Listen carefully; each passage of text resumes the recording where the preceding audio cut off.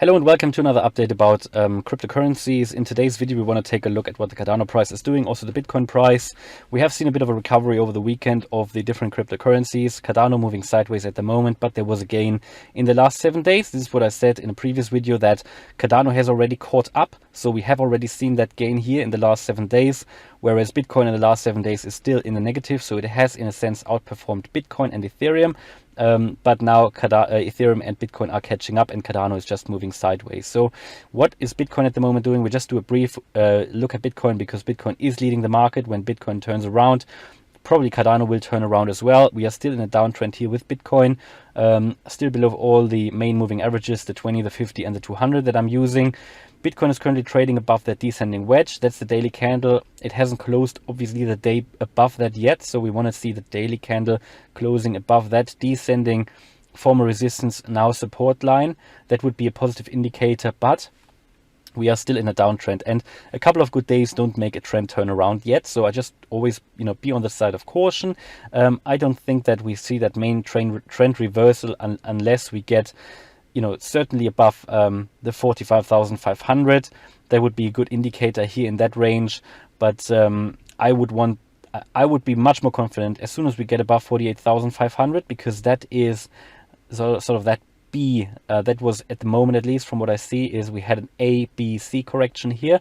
We're still in the C wave, in my opinion, and until we get above the B wave, I think we are still in that A, B, C correction down here. So we want to get above that level, and all the indicators still pointing towards the downside. We have the RSI below 50. We have the MACD still in the red, recovering a little bit at the moment, but the ADX is showing that we are actually in a downtrend, because it is above the 25 level, which is the threshold for, where you traditionally say something is in a trend or not. We are not in a sideways movement. We're actually in a downtrend at the moment on the daily here.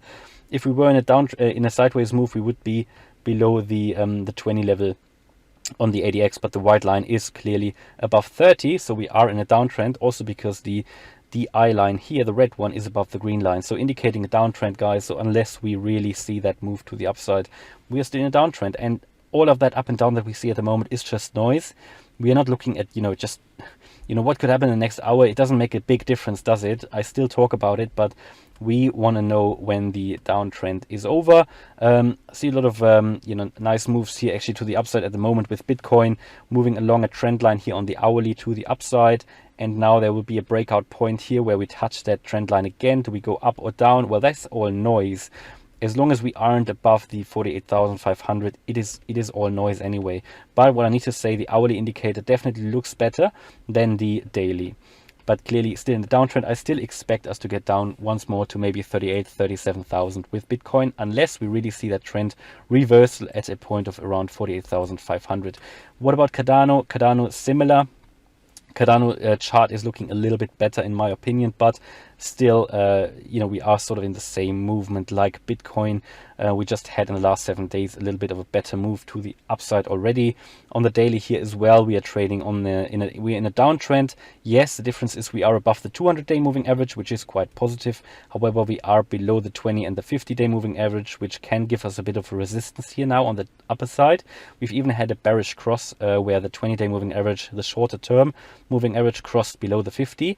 So that is quite bearish on the daily here, and also the RSI, similar to Bitcoin, below the 50, still pointing towards the downside.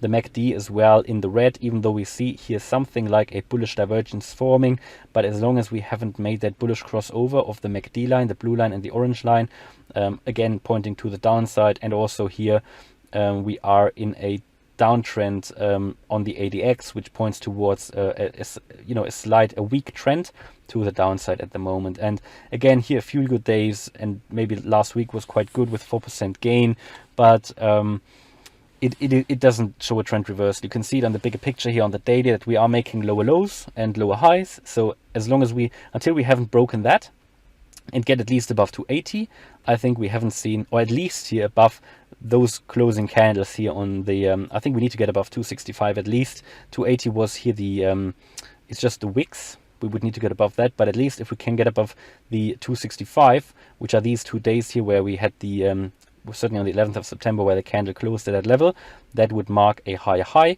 So we want to see a candle closing above 265. Let's see at the hourly, just to give you a brief update of what could be happening on the more imminent basis here on the hourly. Also, it's not looking great. The RSI is below 50. We are also in a downtrend on the ADX, even though it's a very weak, and it's actually a sideways movement on the ADX, which is, no surprise. You can see that we're currently in a sideways market here on the hourly. And let me see if I can get the MACD a little bit bigger. MACD also very indecisive here. Currently pretty much at around, the histogram isn't doing anything, and there might be a small bearish crossover coming now, which you can see. And all of that is telling me that we might be heading to a downside now, because the red is it's a weak downtrend, actually a sideways move, but the ADX line is still a little bit, the I line, the red DI line is still above the green line. The MACD also seems to be forming, it's below the 0 line, and it's forming a bearish cross at the moment, I think. And the RSI is showing to the downside. Also, what we can see here is that we are getting into a breakout formation. We are now getting slowly below that trend line that we had here on the chart. And we are also getting into, I posted that in the member chat. We've got that red triangle formation here, which is a breakout formation. There will be a breakout happening.